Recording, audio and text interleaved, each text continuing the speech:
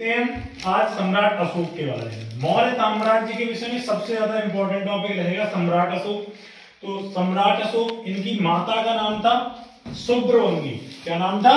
सुब्रवांगी इनकी माता का नाम था। और ये बिंदुसार के पुत्र थे। बिंदुसार के दो पुत्र थे, अशोक और सुसेन। तो बिंदुसार के बाद सबसे पहले सुसेन जो है वो गद्दी पर बैठा, लेकिन अशोक ने उसकी हत्या कर दी और अशोक द्वारा उसकी हत्या करके गद्दी पर बैठा। 200 उसके बाद इनके जो गुरु थे वो राधागुप्त थे। राधागुप्त जो है वो चाणक्य के पोते थे, यानी कि चंद्रगुप्त मौर्य के पोते थे सम्राट अशोक, और चाणक्य के पोते थे राधागुप्त, वो सम्राट अशोक के गुरु थे। अब उसके बाद आता है यहां से एक इंपॉर्टेंट टॉपिक 261 ईसा पूर्व। 261 ईसा पूर्व में कलिंग का युद्ध हुआ, जो कि सम्राट अशोक और कलिंग के शासक पद्मनाभ के बीच में हुआ। और उसी युद्ध के बाद जो है अशोक ने अपना बौद्ध धर्म अपना लिया था, वहां पर इतनी हिंसा को देखते हुए। अशोक से जुड़ा एक और इंपॉर्टेंट क्वेश्चन है कि अशोक ने शिलालेख की शुरुआत की। जो सबसे पहले शिलाओं पे, पत्थरों पे लिखने का कार्य था वो अशोक ने शुरू किया।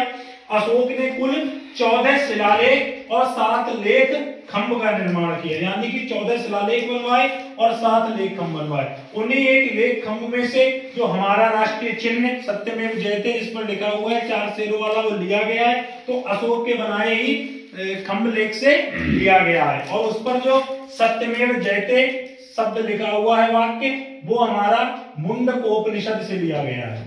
बहुत इंपॉर्टेंट क्वेश्चन है, बहुत बार पेपर में पूछा जाता है कि सत्यमेव जयते हमारा राष्ट्रीय वाक्य वो कहां से लिया गया है? वो मुंडकोपनिषद से लिया गया है। उसके बाद आता है कि जो सम्राट अशोक थे उनके अन्य नाम प्रियदर्शी, देवनाथ प्रिय थे, लेकिन मास्की और गुर्जरा के शिलालेख में इनका नाम हमें सम्राट अशोक मिलता है। इंपॉर्टेंट कर लो, बहुत एग्जाम के लिए बहुत इंपॉर्टेंट क्वेश्चन है कि अशोक का नाम अशोक कहां वर्णित है? तो मास्की और गुर्जरा के शिलालेख में वर्णित है।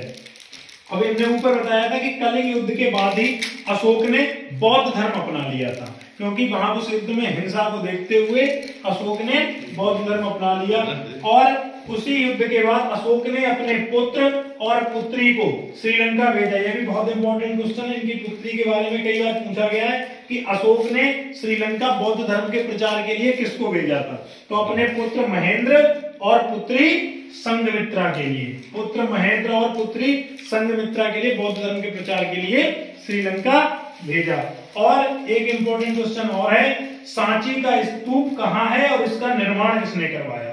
सांची का स्तूप जो है मध्य प्रदेश में है और इसका निर्माण अशोक ने करवाया। और हमारे 200 के नोट पर भी जो है वो सांची का स्तूप ही चिन्ह बना हुआ है। ये भी यहां से भी इंपॉर्टेंट क्वेश्चन याद रखें।